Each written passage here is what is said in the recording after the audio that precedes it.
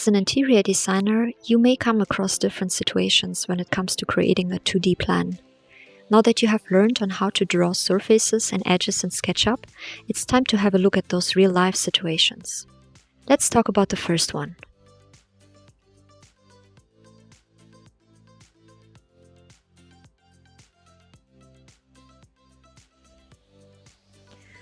Imagine you have a friend or a client who has asked you to redesign a kitchen for him or her.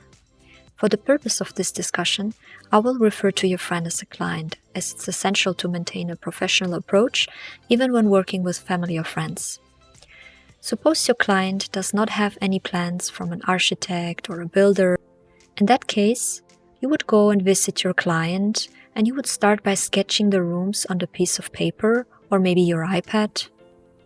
Maybe your client doesn't live close by. In that case, he or she may provide you with a sketch that they already created. In either case, you would end up with something that may look like this. Obviously, you can also mark electrical sockets, water outlets, sewage pipes, etc. For this purpose of understanding the approach mainly, I only drew doors, windows, and walls. You can find this PDF document in the download section. Now, this is obviously not a scaled plan, so it doesn't make sense to import this into SketchUp. Instead, we use guides to build our plan. We have two approaches here. As I mentioned, we start with creating guides by pressing the key T, or you find the tape measure on the left toolbar. It doesn't matter where we start drawing, since SketchUp has the infinity ground. But it makes sense to draw close to the axis, since we can use those as our anchor points. We know the measurements of our kitchen. You can always have a look at the PDF that is provided in the download section, as I mentioned. So now we know our kitchen has a width of 3690 millimeters.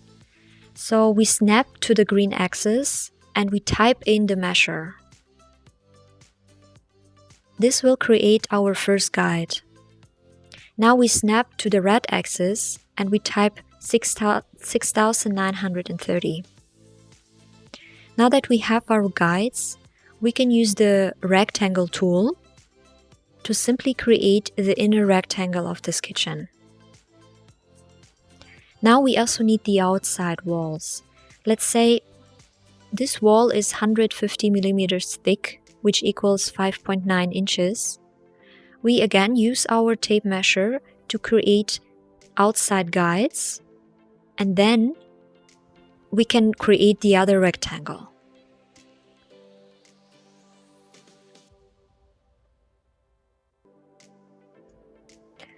We now have the frame for our walls.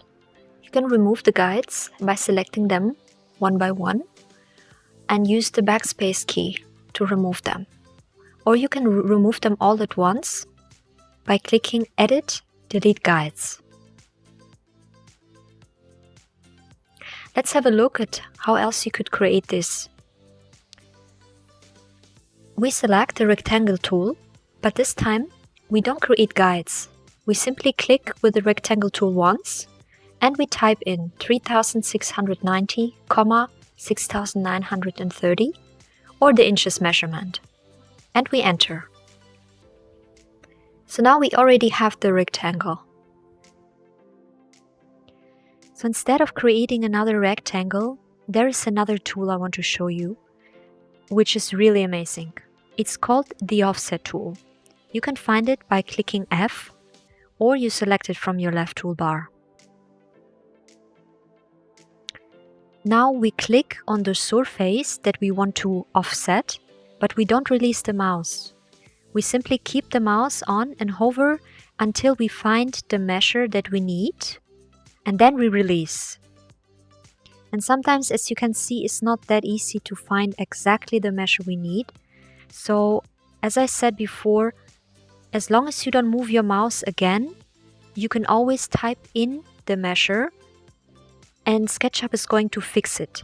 So let's type in 150 or 5.9 inches and then we click Enter. Since we did create already the inner rectangle of the kitchen, we actually need the outside walls.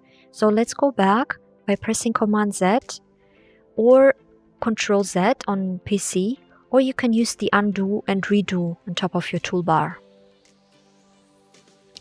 Let's now select the offset tool again by clicking F, and this time we move to the outside of the rectangle. So we offset the surface outside of this rectangle. And here we go again, type in the measure we need, we enter, and we can use the tape to recheck the measurements. You will see that you may use a combination of those ways to create your lines and surfaces. It doesn't really matter which way you choose. If you prefer to work with guides or use the rectangle or the line tool right away. So it's just a matter of your preference. When it comes to showcasing windows, I usually measure a 50mm or a 2-inch frame to create a simple line. I can also duplicate a line that already exists by selecting it and using the M tool. You can also find it on your left toolbar. And I can duplicate this line. Once I select the line and I'm within my Move tool, I can press Option when using a Mac or Control when using a PC. Now you see that there is a little plus sign showing up. This indicates that you're copying the line, but only once. If you click the Option or the Alt key another time, you see a little figure that indicates that you will create multiple copies. Here we can also type in the measure we want to move the line to. Then I would need a middle glass panel for my window, so I snap into the midpoint of my line and use the line tool to create it. When we advance a little further in the course, I will show you on how to find pre-made 2D symbols like doors and windows and how to adjust them. For now, I would recommend you learn to draw them from scratch to understand how they work. Be careful when you move lines or surfaces, since right now they are not grouped, meaning they are sticky. So if you move a line or surface, it can mess up your drawing.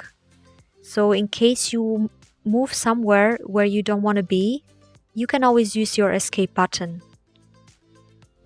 When it comes to creating the door, I usually use the pie tool. So I click on one point, then to the other, and I open the door 45 degrees. Okay guys, we're done for now. This lesson was to only showcase how you start with creating the really basics in drawing, based on a sketch layout.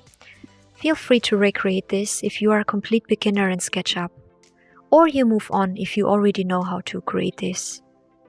In the next lesson, we will dive into situation number 2, which is on how to import digital plans like JPEGs, PNGs, PDFs, and how to scale them up to have a base that we can use to create our floor plan.